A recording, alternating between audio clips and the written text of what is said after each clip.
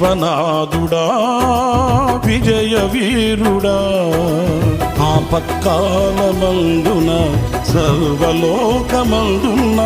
దీన జనాళి దీపముగా వెలుగుచున్నవాడా ఆరాధింతు నిన్నే లోకరక్షకుడా ఆనందింతు నీలో జీవితాంతము నీ కృప ఎంత ఉన్నతమో వర్ణించలేను స్వామి.